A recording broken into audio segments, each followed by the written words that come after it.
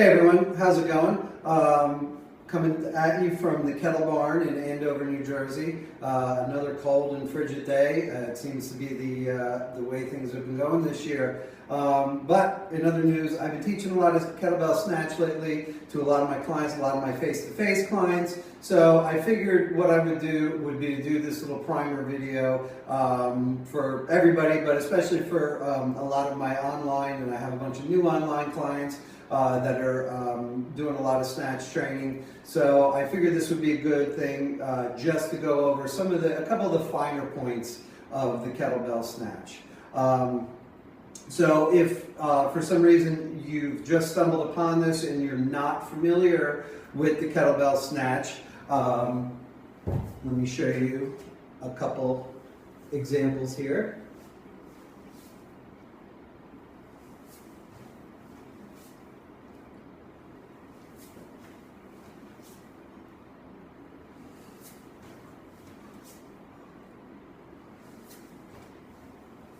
Okay, so that is an example of a kettlebell snatch. A little bit different if you're familiar with Olympic weightlifting, a barbell snatch. It's the same premise, is one smooth movement going up top. You know, the kettlebell obviously lends itself to that in between the legs swing. So in that, that'll kind of get me onto the first topic of a point that I wanted to make on the kettlebell swinging or the kettlebell snatching, is making sure you get that complete backswing when you're swinging that kettlebell. Too many times I see, and especially in the beginning, people will try to unnaturally stop the swing down here instead of letting it get to that full end and die organically. And that's the proper time to turn that bell around and to turn it into a swing. If you stop it early and try to do it, all you're going to be doing is ripping, pulling, grabbing, and you know, you're not working efficiently.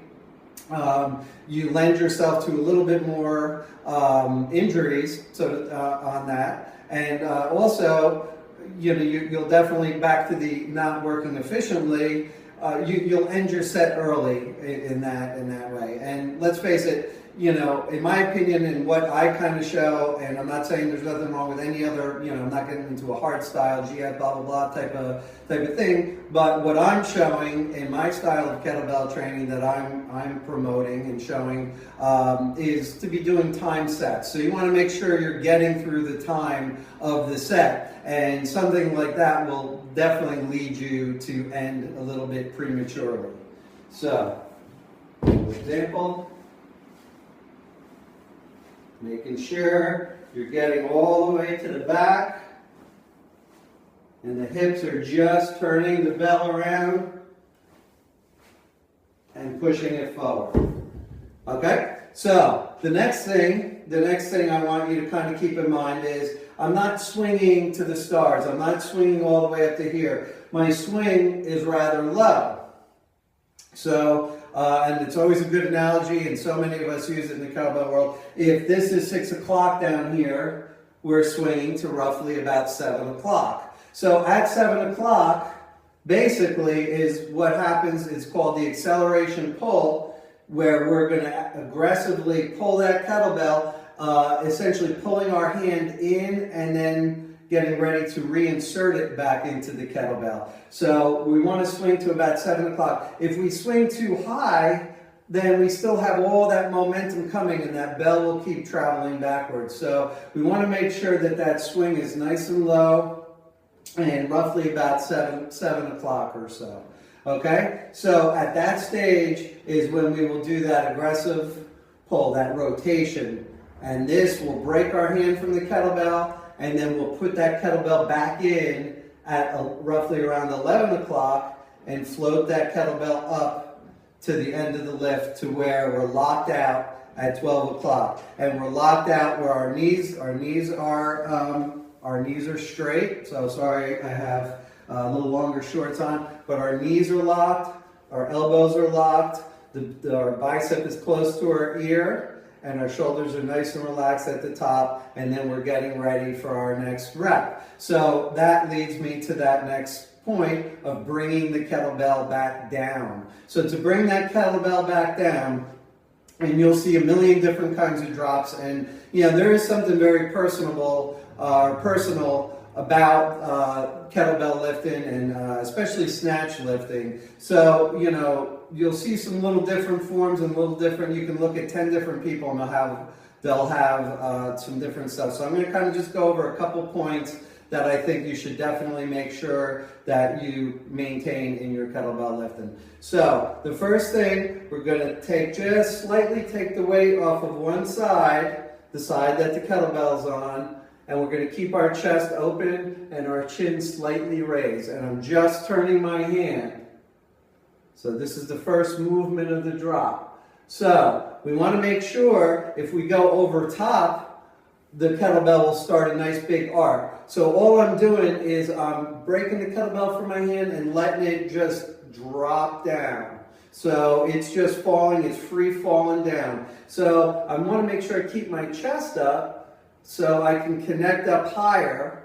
So if my chest is closed, I'm going to be dropping a lot higher. Connect up higher, let my arm ride down, and then at the last minute my hand turns back into a full backswing, and then repeats it back. So down, in, back. We want to make sure that we're just leaning back and we're waiting till that last moment before we break forward. We have that complete connection, and the bell has nowhere else but to go to the back and getting into that full backswing. Okay? So drop and back down. So a couple reps. Keep all those different points. That pull, that nice swing all the way to the back, that pull around 7 o'clock, roughly about 11 o'clock, bring it back up and drop. And that brings me to the point, we want to make sure that when we're on the top, we get a complete stop.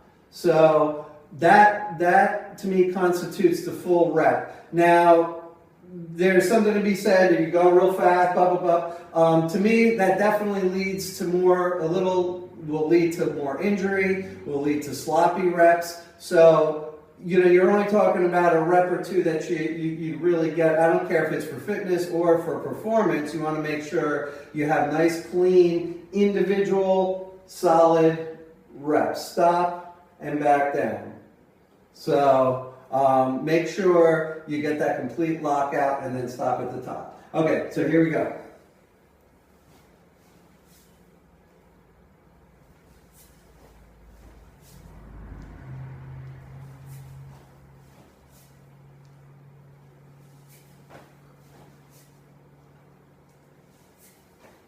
Okay. So, again, like I said, make sure you get that stop on the top. Make sure that you have that nice lean back. You take just slightly the weight off of the one side. Lean back slightly. Let that bell drop into the backswing, and then back up. Okay, cool. So if you haven't already, I've attached it to this email, and I'm putting it on the blog as well. I've released a free 4-week kettlebell snatch program that you can kind of pretty much plug and play, but you can adjust, reps, or you can adjust weight depending where you're at. Obviously, if you've never done any snatch training, you need to learn the form and learn the basics first. But from there, after snatching for a little bit, it's a good little 4-week program that you can progress up in a bell weight. Like I said, it can be, you can make it harder, you can make it easier, between reps and kettlebell weight. So there's a male and female version. They're the same program, just the weights are a little bit different, so you have a little bit better place that you can scale from there. All right, so as always, if you have any questions, getting that program started, or if something doesn't make sense to you, feel free. You can email me back at info@qkettlebellclub.com. I'd be happy to answer anything. And good luck with your kettlebell snatch training. It's a great movement to put into your tool chest. It's also a great it's a great thing to do competitions too. It gives you a little benchmark, and it gives you a great something to train for. But either way, I definitely highly recommend keeping it in your mix. So, all right, I'll talk to you guys soon. Bye.